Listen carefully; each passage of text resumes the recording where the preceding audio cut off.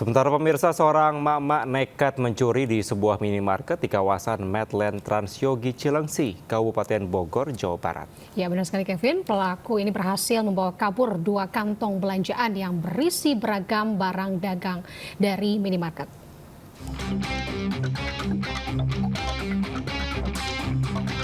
Aksi pencurian yang dilakukan seorang emak-emak di sebuah minimarket di kawasan Medland Transyogi, Kecamatan Cilengsi, Kabupaten Bogor, Jawa Barat ini viral di media sosial. Peristiwa ini berawal saat terduga pelaku masuk ke minimarket seperti layaknya pembeli lainnya. Emak-emak kemudian memilih barang dengan berjalan santai dan diduga sudah membawa 2 tas untuk menyimpan barang-barang jualan minimarket. Saat kedua tas telah terisi penuh, terduga pelaku pun langsung keluar tanpa membayar di kasir. Saat mengambil sepeda motor di depan minimarket, terduga pelaku sempat membayar kepada petugas parkir dan langsung meninggalkan lokasi. Saat petugas kasir keluar dan berusaha menghentikannya, namun emak-emak telah melarikan diri. Tahu dia belum bayar kan, keluar, terus dipanggil ibu belum bayar ibu. Terus salahnya nggak diteriakin maling bang di situ, jadi ibunya langsung pergi aja gitu. Padahal ada petugas parkir juga ya? Iya, pertama ada petugas parkir di sini. Terus petugas parkir juga nggak tahu itu maling atau bukan. Atas kejadian ini minimarket mengalami kerugian kurang lebih sekitar Rp500.000. Dari Kabupaten Bogor, Jawa Barat, Cahyat Supriyatna melaporkan.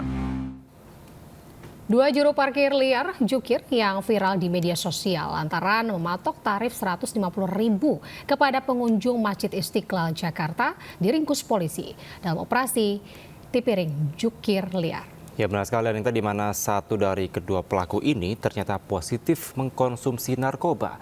Sementara seorang lainnya adalah pencuri barang berharga milik pengunjung di Masjid Istiqlal.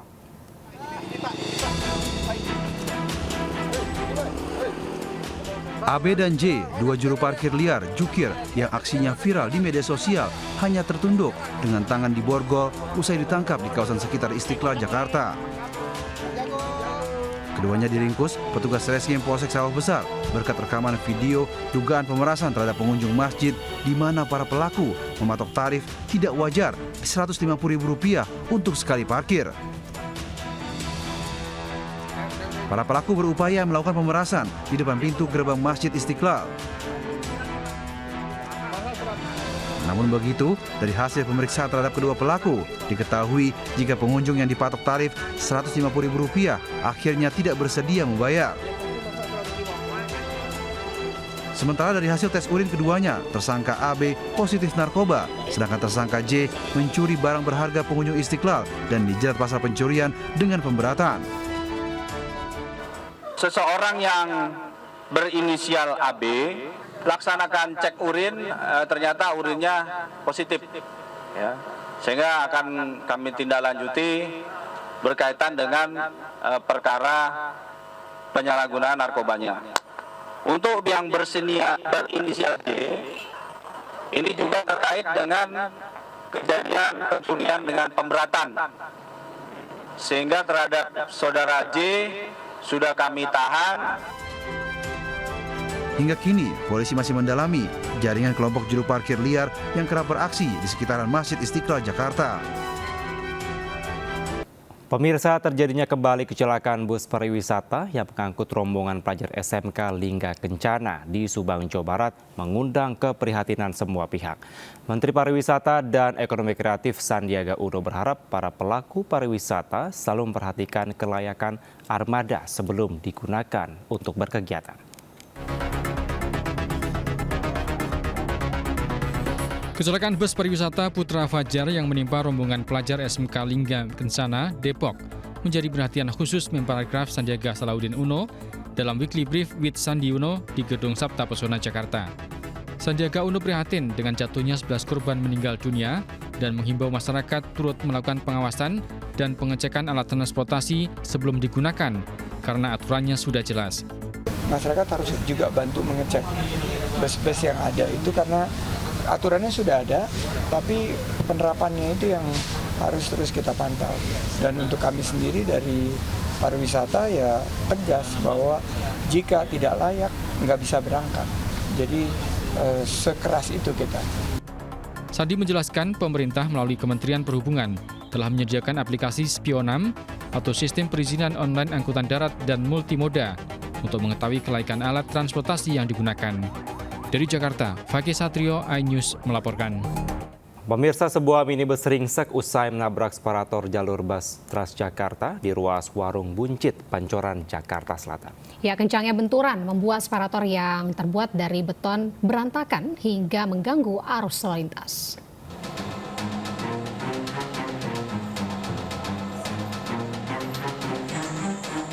Minibus hitam dengan nomor polisi B1867 SPK ringsek usai menabrak separator bus Transjakarta di ruas Warung Buncit, Pancoran, Jakarta Selatan, Senin siang. Diduga kecelakaan terjadi karena sopir berkendara dalam kondisi mengantuk, sehingga mobil yang melaju dari arah Mampang menuju Ragunan ini hilang kendali hingga menabrak separator busway. Selain mobil mengalami ringsek, separator yang terbuat dari beton pun berantakan dan berhamburan ke jalan hingga mengganggu arus lalu lintas. Dari MK Mahkamah Konstitusi. Terus? Antar catering, ini mau pergi mau pulang, warung saya gitu, udah Jogja. Ngantuk bang? Ngantuk. Nabrak apaan bang? Nabrak separator busway. Unit Laka Lantas Polres Jakarta Selatan yang tiba di lokasi langsung mengevakuasi mobil tersebut dan merapihkan puing separator di tengah jalan. Kasus kecelakaan tunggal ini kini ditangani Unit Laka Lantas Satwil Jakarta Selatan. Dari Jakarta Selatan, Den Helmi, Sajang Bati, iNews melaporkan. Pemirsa dan juga Kevin, kita ke informasi selanjutnya. Di sini ada ratusan warga di Dusun 15 dan Dusun 16, Desa Saibamban, Kabupaten Serdang Bedagai, Sumatera Utara, mengalami muntah-muntah dan pusing. Ya, benar sekali Anita, di mana hal ini diduga akibat keracunan makanan setelah memakan nasi punjungan yang diberikan oleh salah satu warga yang melangsungkan hajatan.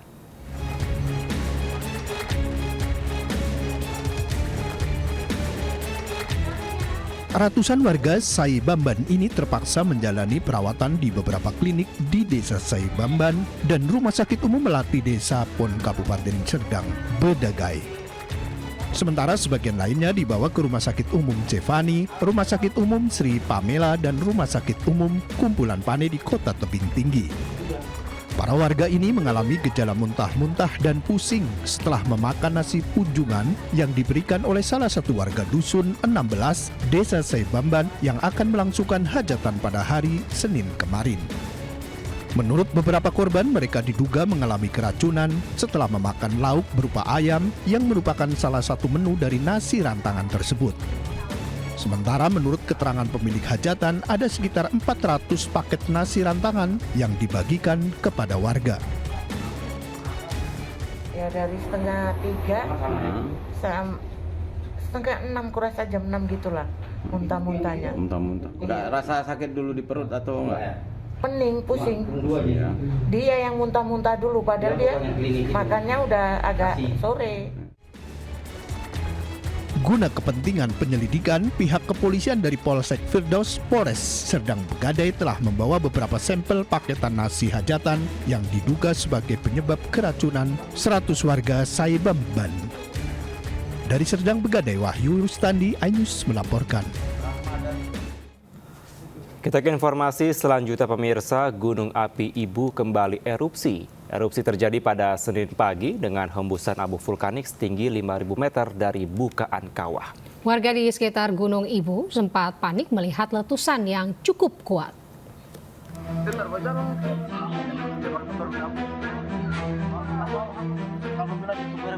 Warga di sejumlah desa sekitar Gunung Api Ibu di Kabupaten Halmahera Barat, Maluku Utara kembali dipanikkan dengan suara letusan Gunung Api Ibu. Sejumlah warga keluar rumah untuk melihat dari jauh semburan abu vulkanik yang menghembuskan gunung api tersebut. Mereka memantau arah angin yang akan membawa abu vulkanik agar bisa bersiaga mengenakan masker. Pengamatan pos Gunung Api Ibu juga merekam aktivitas letusan dengan hembusan abu vulkanik. Hembusan abu vulkanik setinggi 5.000 meter dari bukaan kawah dengan warga kelabu hingga hitam. Intensitas abu vulkanik condong ke barat. Petugas pos Gunung Api juga memprediksi akan kembali terjadi erupsi mengingat aktivitas kegempaan yang terus terjadi. Warga juga diimbau agar menjaga jarak sejauh 3 km dengan luasan sektoral 5 km. pada tanggal 13 Mei 2024 pukul 9.12 waktu Indonesia bagian timur telah terjadi erupsi kembali di Gunung Ibu dengan tinggi kolom asap mencapai sekitar 5.000 meter. Arah angin saat ini cenderung ke arah barat. Meski belum terdampak abu vulkanik, warga diminta untuk tetap tenang dan selalu waspada dengan memakai masker. Dari Ternate, Maluku Utara, Ismail Sangaji, iNews melaporkan. Pemirsa, selama musim pancaroba, kasus demam berdarah dengue atau DBD terus mengancam warga di Kota Bekasi, Jawa Barat. Guna mencegah sebaran DBD, warga melakukan fogging atau pengasapan menyeluruh di lingkungannya.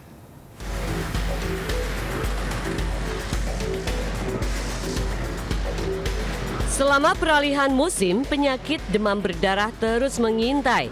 Bahkan pasien DBD kini mengalami peningkatan signifikan di Rumah Sakit Dr. Casbullah Abdul Majid Bekasi. Pihak RSUD mencatat hingga kini sudah merawat 500 lebih pasien DBD, mulai anak-anak hingga dewasa. Sementara 5 diantaranya meninggal akibat keterlambatan rujukan. Merebak demam berdarah selama bulan Mei 2024 membuat warga waspada, salah satunya di wilayah Kelurahan Arenjaya, Bekasi Timur, Kota Bekasi. Selain fogging atau pengasapan menyeluruhi pemukiman, warga juga diminta tetap menjaga pola hidup sehat. Kalau ini cuma RW 7 saja, tapi hampir semua RW di Arenjaya sepertinya sudah melaksanakan hal yang sama. Ini sebetulnya adalah jalan terakhir karena kejadian luar biasa. Yang paling penting adalah kita menjaga kebersihan di lingkungan kita sendiri, membersihkan sarang-sarang nyamuk. Kawasan Bekasi Timur menjadi salah satu wilayah yang cukup tinggi kasus penyakit DBD. Sementara berdasarkan data Dinas Kesehatan Kota Bekasi, dari kurun waktu Januari hingga April 2024, tercatat 16 warga Kota Bekasi yang meninggal dunia akibat penyakit DBD dari 1.452 kasus penyakit DBD di Kota Bekasi. Dari Bekasi, Jawa Barat, Rahmat Hidayat, iNews melaporkan. Pemirsa, kericuan terjadi antara polisi dan aktivis yang tergabung dalam Perhimpunan Mahasiswa Katolik Republik Indonesia atau PMKRI Kabupaten Sika, Nusa Tenggara Timur. Masa aksi menuntut polisi menangkap pelaku tindak pidana perdagangan orang.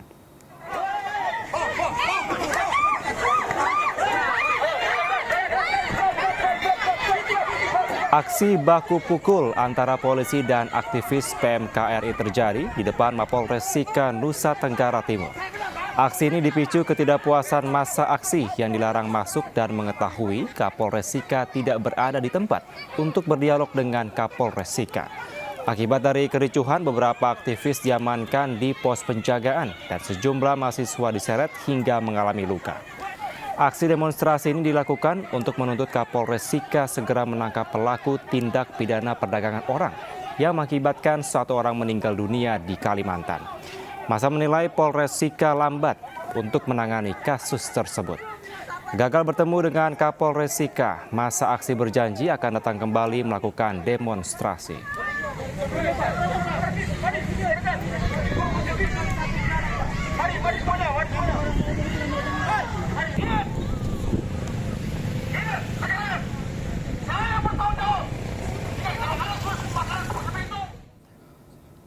Sebuah balon udara tanpa awak tiba-tiba meledak saat akan diterbangkan di Ponorogo, Jawa Timur. Akibatnya 4 orang terluka, 1 diantaranya menderita luka bakar 60% dan harus dirawat di rumah sakit.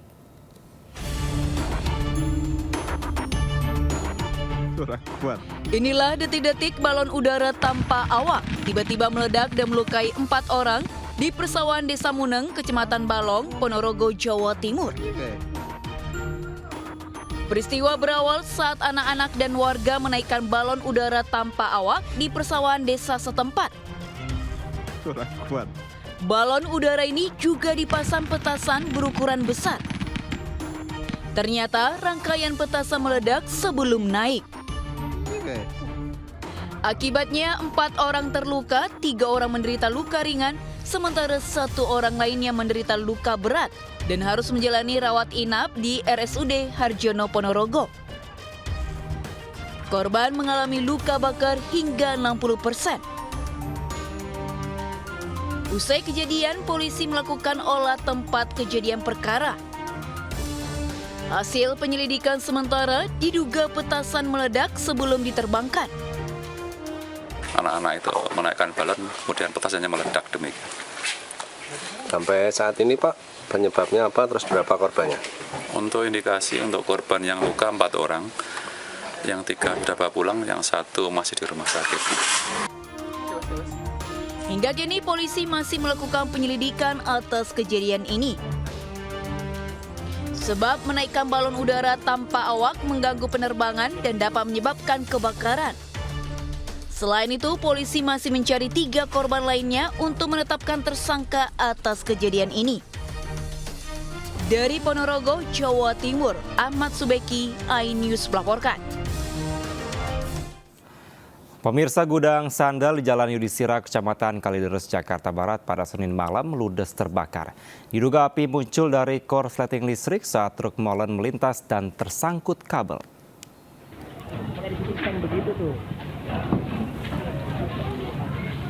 Kobaran api dengan cepat melahap habis sebuah gudang sandal di Jalan Yudhistira, Kelurahan Tegal Alur, Kecamatan Kalideres, Jakarta Barat pada Senin malam. Petugas damkar yang tiba di lokasi dengan cepat melokalisir api agar tidak merambat ke bangunan lainnya. Menurut warga, diduga api akibat korsleting listrik saat truk molen melintas dan tersangkut kabel di kawasan tersebut. Tak ada korban jiwa dalam kebakaran ini lantaran saat kebakaran para karyawan gudang langsung keluar menyelamatkan diri.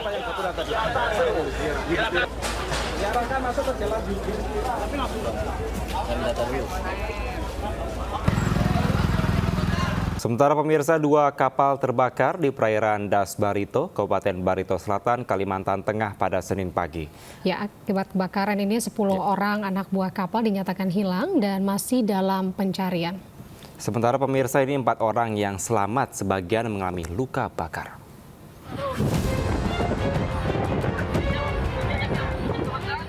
Video amatir warga merekam detik-detik terbakarnya kapal Takbut Surya 03 dan kapal dagang Setia Baru 05 di perairan Das Barito, Desa Klanis, Kecamatan Dusun Hilir, Kabupaten Barito Selatan, Kalimantan Tengah. Kobaran api melalap hampir seluruh badan kapal Takbut, sementara kapal dagang yang terbuat dari bahan kayu ludes dilalap api. Akibat kebakaran, 9 ABK dari kapal Takbut, 8 diantaranya hilang dan 1 selamat. Sementara 5 orang dari kapal dagang, 2 diantaranya hilang dan 3 orang selamat. 4 orang korban selamat, beberapa diantaranya mengalami luka bakar, telah dilarikan ke Rumah Sakit Tamiang Layang, Barito Selatan, guna mendapatkan perawatan medis. Evakuasi dan pencarian korban. Yang kedua, fokus kepada pendinginan, bagaimana mendinginkan kapal saat ini yang masih terbakar. Kemudian kita status quo, dan kita mencari titik api ataupun awal api yang terjadi di sana. Tim gabungan Polda Kalimantan Tengah dan Polres Barito Selatan kini memfokuskan pencarian 10 orang korban hilang. Sementara petugas damkar melakukan pendinginan kapal yang terbakar. Dari Palangkaraya, Kalimantan Tengah, Adi Sata melaporkan. Ratusan warga desa Helvetia, Deli Serdang, Sumatera Utara memblokir jalan dan membakar ban menolak pembacaan eksekusi lahan seluas 32 hektar. Warga menolak eksekusi lahan karena lahan sudah ditempati oleh warga puluhan tahun lalu.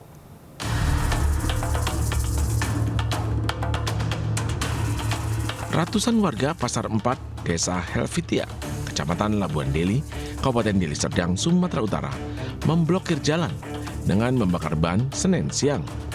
Warga menolak pembacaan eksekusi lahan seluas 32 hektar di permukiman mereka dengan membentangkan kayu dan ban.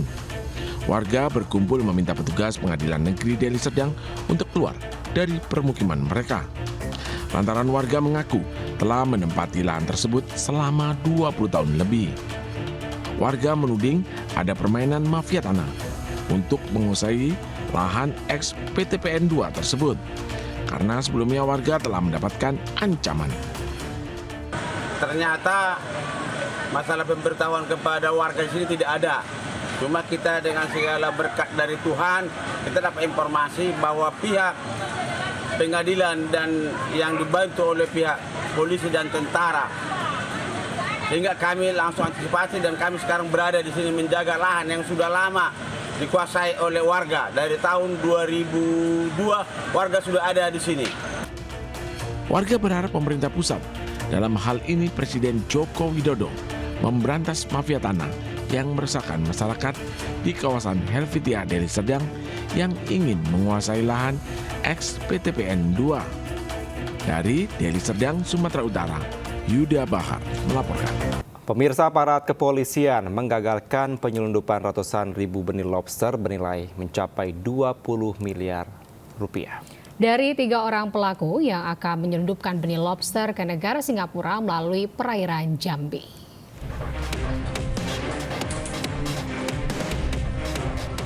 3 orang pelaku berinisial AD, AP, dan A ini diringkus petugas gabungan Koorpol Airut Baharkan Polri dan Ditpol Airut Polda Jambi.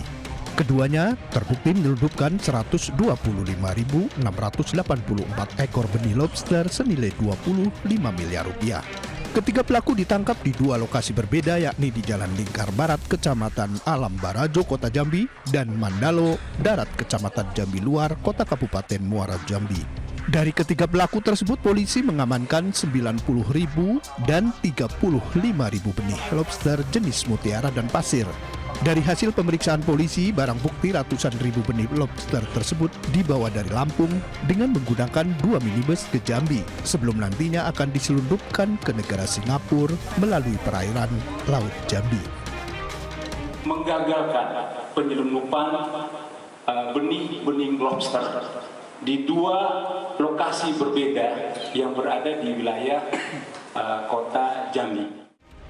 Atas perbuatannya, para pelaku terancam Undang-Undang Nomor 45 Tahun 2009, Pasal 92 Junto Pasal 26 tentang perikanan dengan ancaman hukuman 8 tahun kurungan penjara.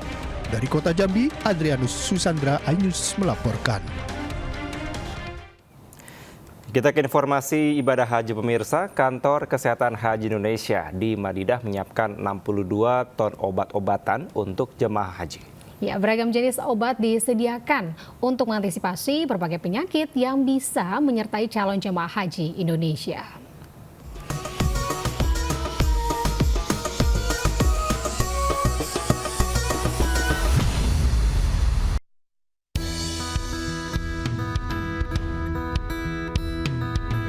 Beragam obat disiapkan petugas kesehatan di Klinik Kesehatan Haji Indonesia di Madinah untuk mengantisipasi berbagai penyakit yang menyertai calon jemaah haji. Obat-obatan tersebut diantaranya untuk penyakit hipertensi, gangguan dislipidemia, seperti gangguan lemak dan kolesterol, serta diabetes mellitus. Penyakit-penyakit tersebut banyak diderita jemaah haji Indonesia pada tahun lalu. Pengadaan obat di Klinik Kesehatan Haji Indonesia memperhitungkan pola penyakit dan jumlah kebutuhan obat yang diperlukan. Bahkan tahun ini, KKHI Madinah menyiapkan stok obat-obatan 62 ton. Ada kebutuhan obat yang sifatnya vital, ada esensial dan non-esensial. Kalau vital itu ada penambahan sekitar 20%, jantung, ya, tambah 20%. Tapi kalau yang esensial itu 10%. Kalau yang sifatnya tidak esensial seperti vitamin ya itu cukup 5%. Untuk menunjang pelayanan kesehatan, KKHI Madinah memiliki fasilitas layanan yang cukup lengkap. Seperti ruang unit gawat darurat UGD dengan 10 tempat tidur. Ruang high care unit HCU dilengkapi 8 tempat tidur. Lalu ruang rawat inap laki-laki dan perempuan masing-masing berkapasitas 18 tempat tidur. Bahkan KKHI juga menyediakan ruang khusus psikiatri dengan 8 tempat tidur. Jemaah akan menjalani perawatan maksimal 3 kali 24 jam dan bila tidak ada perubahan akan dirujuk ke rumah sakit di Arab Saudi. Jemaah haji sebaiknya juga mengantisipasi cuaca panas yang bisa membuat jemaah heat stroke atau dehidrasi. Itu tidak cukup hanya minum air putih, tapi yang dicampur oralit. Ini lebih parah dari diare. Jangan kelelahan, ya. Kemudian jangan sampai kelaparan, jangan sampai kehausan. Sementara bagi jemaah haji lansia yang memiliki penyakit bawaan agar tidak memaksakan diri untuk beribadah di saat lelah. Dari Madinah, Arab Saudi, Suhud Nur Fadli, iNews melaporkan. Sementara itu, 2 orang lansia jemaah calon haji embarkasi Solo dipulangkan ke daerah asal setibanya di asrama haji Dono Hudan. Ya, pemirsa, keduanya mengalami demensia dan tak kunjung pulih kesehatannya hingga dinyatakan tidak layak terbang.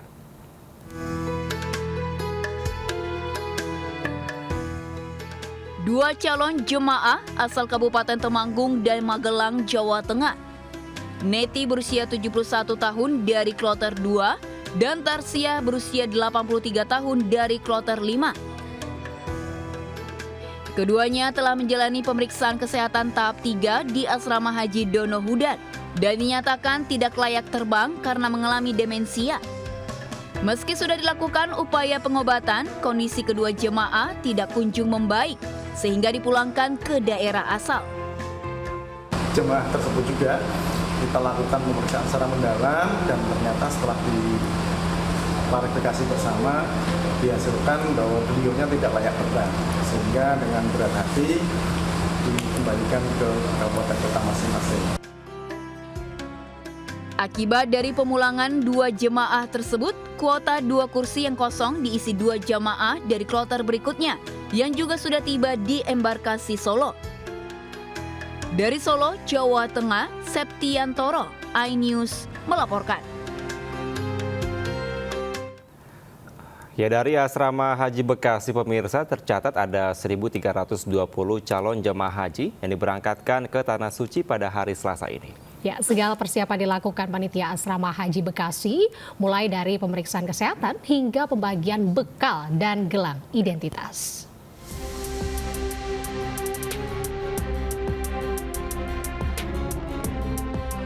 Sebanyak 1.320 calon jemaah haji Senin siang memasuki asrama haji Bekasi untuk diberangkatkan ke Tanah Suci pada Selasa 14 Mei 2024. Para calon jemaah haji yang berasal dari Kabupaten Karawang, Bekasi, dan Cianjur ini tergabung dalam 3 kloter, yakni kloter 5, 6, dan 7. Segala persiapan dilakukan panitia asrama haji Bekasi, seperti pemeriksaan kesehatan, pembagian bekal jamaah, serta pembagian paspor dan gelang identitas. Oh, sangat bangga. Yang pertama itu saya menunggu 12 tahun dan awal daftar itu sekitar umur 18 tahun. Kelas 3 SMA saya daftar, alhamdulillah hari ini saya dikasih jalannya oleh Allah Subhanahu wa taala. Sebelumnya, asrama haji Bekasi telah memberangkatkan 2 kloter, yakni kloter 3 dan kloter 4 pada Senin pagi. Dari Jakarta, Anggita Maura, Novan Dwi, Oki Mahendra, iNews melaporkan. Pemirsa, haru kebahagiaan terpancar di wajah seorang jamaah wanita tertua asal Kabupaten Asahan, Sumatera Utara, Saimah Damanik. Nenek berusia 95 tahun ini menjadi jamaah calon haji tertua asal Sumatera Utara pada tahun 2024. Ya, benar sekali Anita dan pemirsa, meski harus didorong menggunakan kursi roda, tak menyurutkan semangat beribadah haji dari Nenek Damanik ini.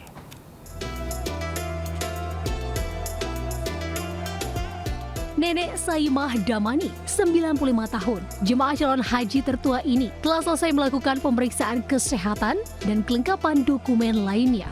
Kebahagiaan yang terpancar di wajah Nenek Saimah tak dapat disembunyikan. Meski harus didorong kursi roda oleh petugas haji asrama haji embarkasi Medan, tak menyurutkan semangatnya beribadah tahun ini. Pada tahun 2024 ini, jemaah tertua dari Sumatera Utara berusia 95 tahun, sementara yang termuda 18 tahun. Total jemaah calon haji 416 orang. Kabar gembiranya, Kantor Wilayah Kementerian Agama Sumatera Utara menetapkan pada tahun ini pendamping atau keluarga diperbolehkan mendampingi jemaah calon haji lansia. Saimah Damanik usia 94, asahan juga. Jadi paling tua kita berangkatkan tahun ini yang laki-laki 93, yang perempuan 94. Dengan cukup banyaknya jumlah jemaah calon haji lansia asal Sumatera Utara, Kemenak Sumut mengingatkan kepada para jemaah untuk tetap menjaga fisik, terutama perbedaan cuaca di Indonesia dengan Arab Saudi. Dari Medan, Sumatera Utara, Ahmad Ridwan Nasution, Ayus melaporkan. Ya, sementara pemirsa menjelang Hari Raya Kurban, seorang pedagang kambing kurban di Bantul menggunakan jasa SPG Cantik untuk menarik pembeli. Dan ternyata cara ini dapat meningkatkan omset penjualannya, Anita. Ya, benar sekali Kevin, meski masih sebulan lagi, namun pesanan kambing kurban di lapaknya sudah mencapai 160 ekor.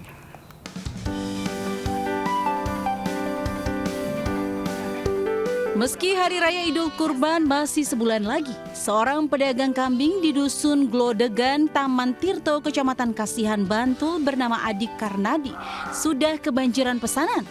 Untuk menarik pembeli kambing ini menggunakan jasa Sales Promotion Girl atau SPG.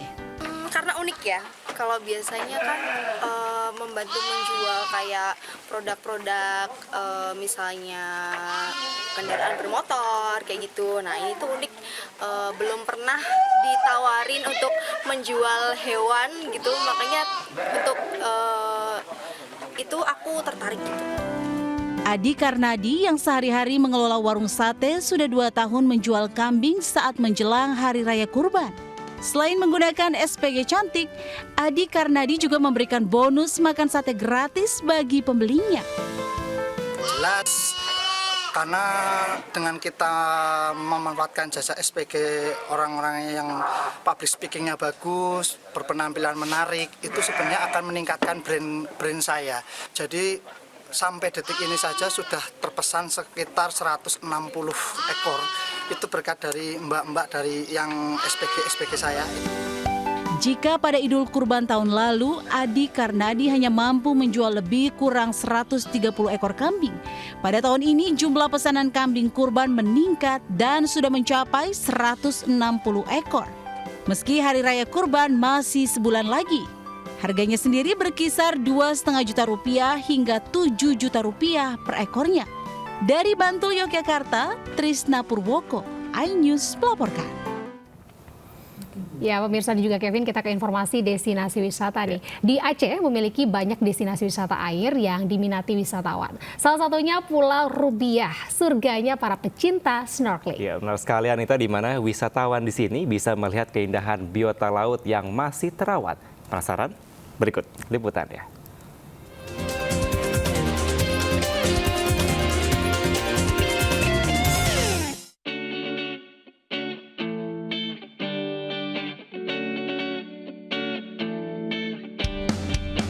Inilah Pulau Rubiah, terletak di kota Sabang, Aceh, dengan keindahan alam lautnya yang eksotis dan memesona.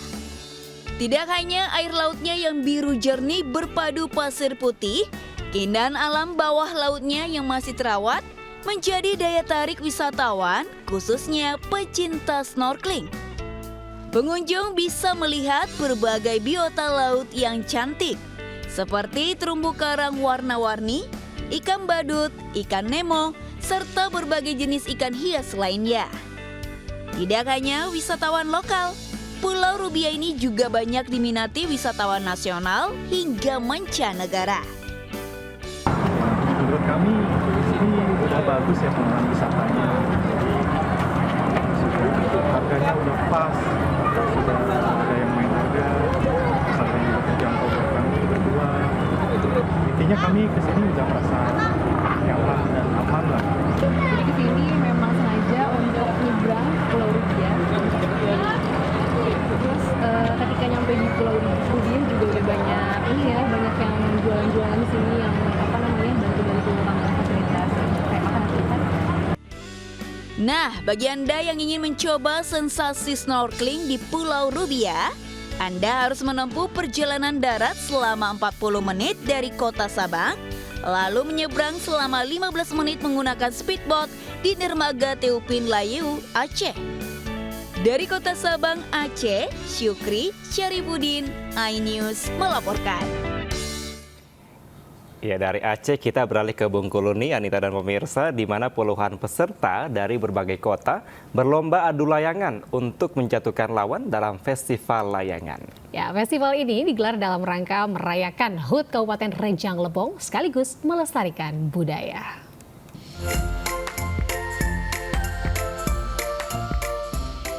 Satu persatu peserta menunjukkan keahliannya memainkan layangan dalam festival layangan adu di Stadion Airbang Curug, Rejang Lebong, Bengkulu.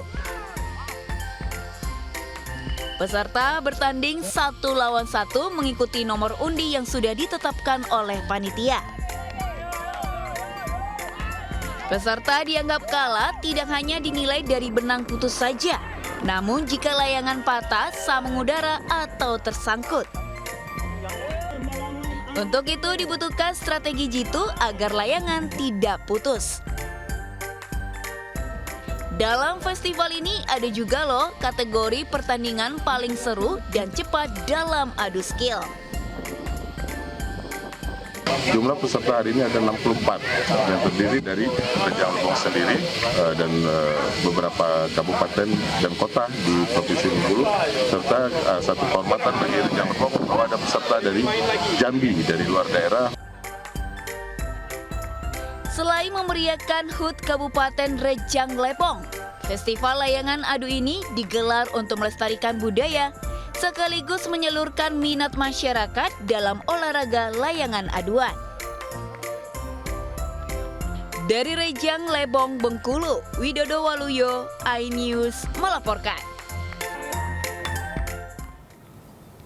Pemirsa, viral seorang ibu warga Kecamatan Simbuang, Tanah Toraja, Sulawesi Selatan terpaksa harus melahirkan di tengah jalan. Ya, si ibu sudah tak kuat menahan lahirnya si jabang bayi saat perjalanan menuju Kabupaten Tanah Toraja, Sulawesi Selatan, yang mana terhambat karena akses jalan tertutup material longsor yang tidak kunjung dievakuasi.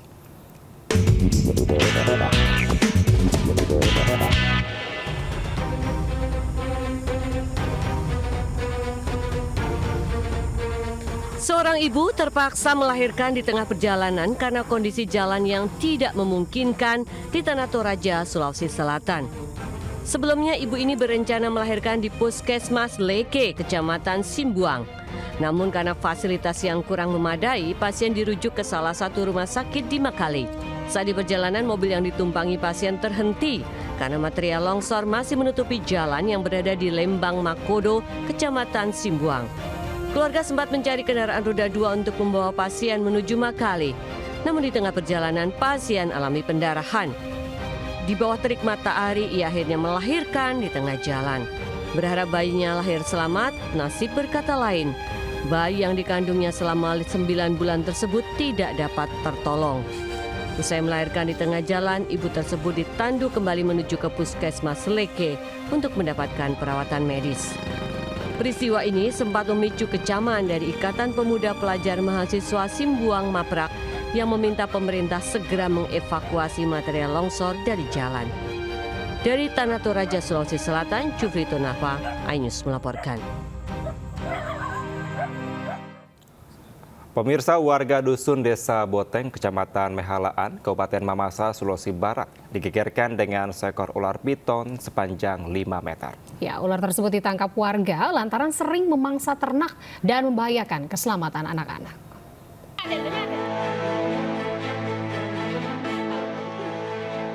Beginilah detik-detik sejumlah warga di Desa Boteng, Mamasa, menangkap seekor ular piton dengan panjang 5 meter di sekitar permukiman warga. Ular tersebut sering meresahkan warga karena memangsa ternak peliharaan warga.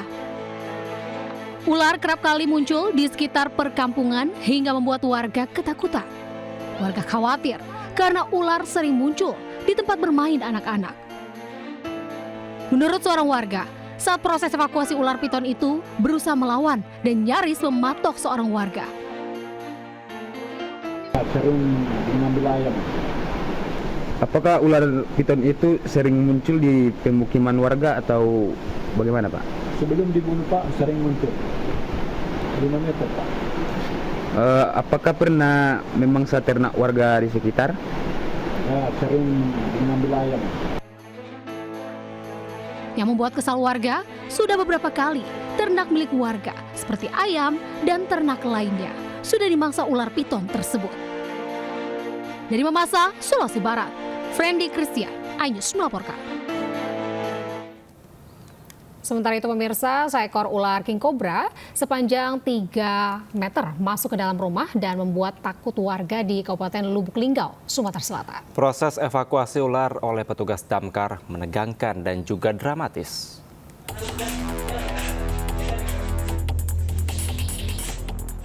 Petugas damkar Kota Lubuk Linggau dengan menggunakan tongkat besi berusaha mengevakuasi ular jenis king cobra di rumah warga di Kelurahan Jogoboyo, Kota Lubuk Linggau, Sumatera Selatan pada Sabtu pagi. Ular jenis king cobra tersebut masuk ke dalam rumah warga dan bersembunyi di dalam garasi rumah. Petugas yang melakukan evakuasi mengalami kesulitan dikarenakan di dalam garasi tidak ada penerangan. Ditambah lagi, ular king cobra dengan panjang 3 meter itu bersembunyi di belakang kantong plastik besar yang berisikan pakaian. Selain itu, petugas juga kesulitan dikarenakan ular king cobra cukup agresif saat akan ditangkap. Temukanlah seekor ular king cobra yang cukup besar, panjang lebih kurang 3 meter, berada di dalam garasi rumah Pak Hanurajaya. Selama bulan Mei 2024, petugas damkar Kota Lubuk Linggau sudah mengevakuasi sebanyak 4 ekor ular. Banyaknya ular masuk ke rumah diduga akibat faktor cuaca musim hujan, sehingga ular mencari tempat panas dan berpindah ke rumah warga untuk mencari tempat bersembunyi. Dari Lubuk Linggau, Sumatera Selatan, Sudirman, iNews melaporkan. Ya, kita ke informasi lainnya pemirsa. Menparekraf Sandiaga Uno mengadakan nonton bareng film karya anak bangsa di bioskop ternama di Jakarta. Ya, momen ini sebagai bentuk dukungan terhadap industri perfilman Indonesia.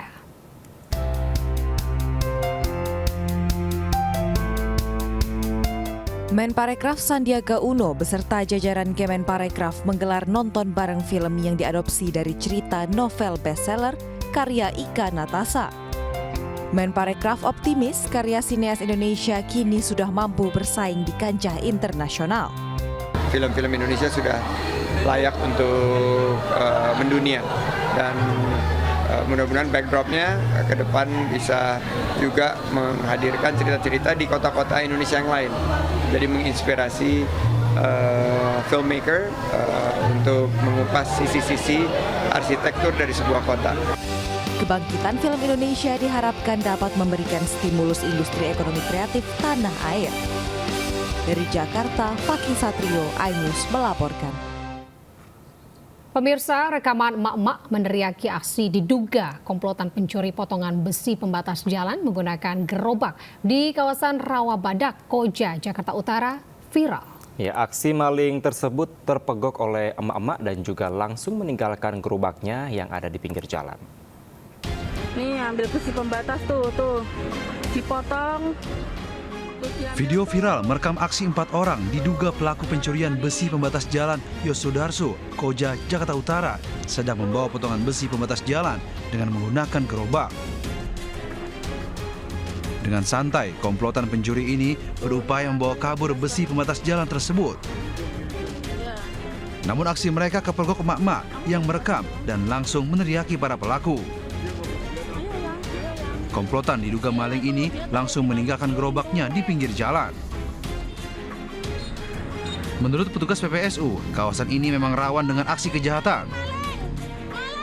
Diperkirakan para pelaku memotong besi pembatas jalan pada malam hari dan dibawa pada pagi harinya.